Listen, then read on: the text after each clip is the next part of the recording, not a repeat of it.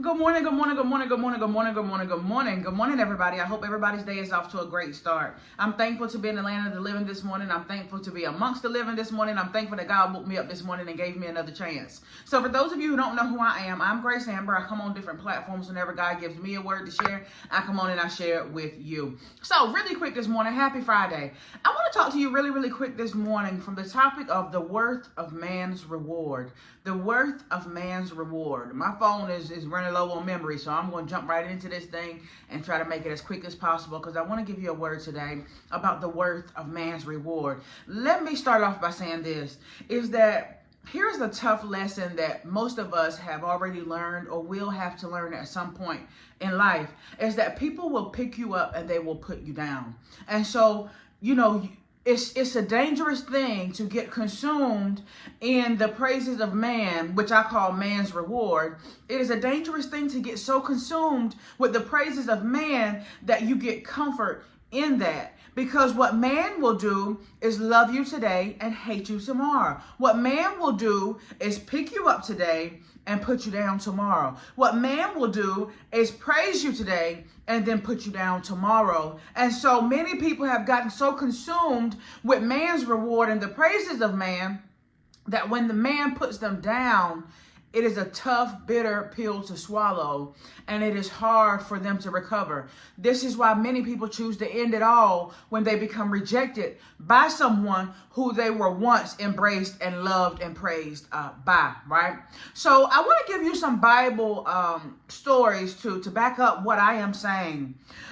In John 12:42 through 43 in the NIV, and I'm just giving you these couple of scriptures. Yet at the same time, many even among the leaders believed in him, talking about Jesus.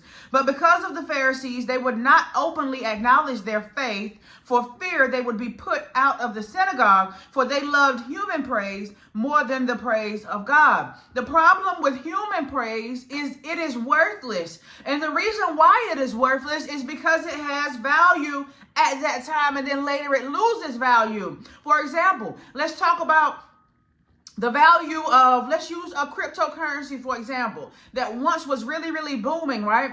And then what happens? It's lost its value. So if you had a zillion of these units of cryptocurrency from years ago, and now it's worthless, well, guess what? It means nothing to you. And this is the equivalent of what man's praise is like, is that you can have many of them years ago, but what happens is as time progresses, it loses its value and becomes worthless. Let's talk about how they treated Jesus.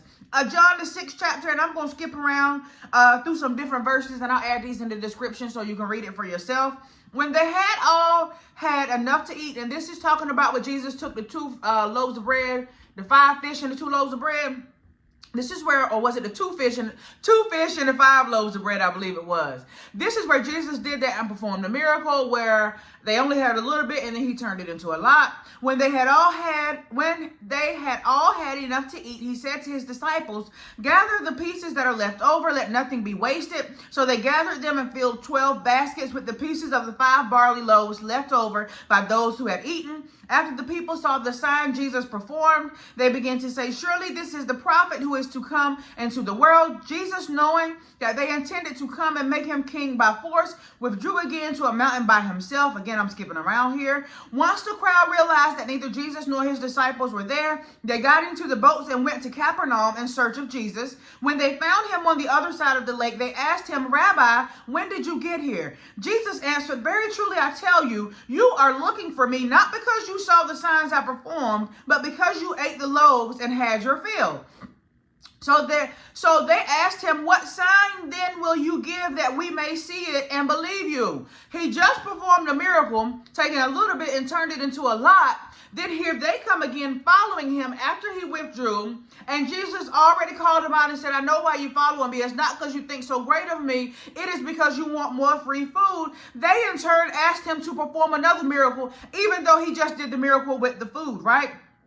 What sign then will you give that we may see it and believe you? What will you do? Our ancestors ate the manna in the wilderness, as it is written, he gave them bread from heaven to eat. Then Jesus declared, I am the bread of life. Whoever comes to me will never go hungry, and whoever believes in me will never be thirsty. But as I told you, you have seen me, and still you do not believe. At this, the Jews there began to grumble about him because he said, I am the bread that came down from heaven. They said, is this not Jesus, the son of Joseph, whose father and mother we know? How can he now say, I came down from heaven? You see how they treated Jesus? There's an old saying where when you would go and tell like your mom that somebody talked about you, your mom would then say, well, they talked about Jesus. So if they talked about Jesus, certainly they would talk about you. I just gave you the scripture in John the 6th chapter where you see how man will handle Jesus and how man handled Jesus. And so if man will treat Jesus like that and switch up on Jesus, you better believe they will do it to you. Why? It's just human nature. That's a song I love by Michael Jackson. Why do people do that? It's just human nature. And so we've got to remember that when people praise us, take it with the worth of a grain of salt, because they're going to praise you today. Tomorrow they will be yelling, crucify you. They love you today. They are capable of rejecting you tomorrow. So when people give you praise and they big you up and they talk about how great you are and they just praise you, understand that it is conditional and it is time sensitive, and it will soon lose its value, because it is human nature to love you today, hate you tomorrow, pick you up today, put you down tomorrow, reject you today, love you tomorrow, love you today, and reject you tomorrow. This is why we have to understand the nature of humans, so that when we deal with them, we're not going in blinded, thinking that this is going to last forever. Most times that it doesn't. The good news that I have for you today is the good news of Jesus Christ and the good news of God, that God is the same yesterday, today, and forevermore, which leads me to this last scripture I'm going to give you, and I'm going to let you go.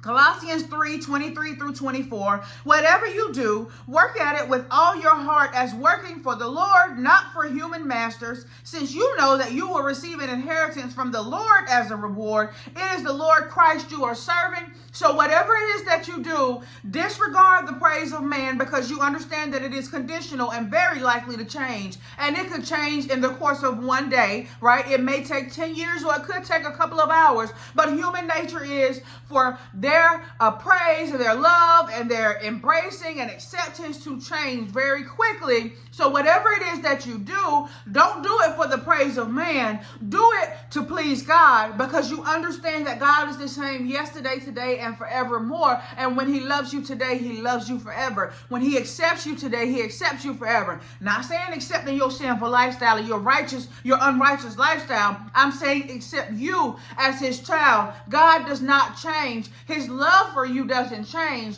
However, there are consequences to the things that we do, right? But God is the same yesterday, today, and forevermore. And so his praise and his pleasure you can get comfortable with, so long as you stay in right standing with him and do the things that he has told you to do. You know that it's pleasing in God's sight, and you can take it to the bank that you will have a reward for that. I love you. I hope that word blessed you today. Happy Friday. I am Grace Amber. I will be right back on Monday with another word, good Lord willing.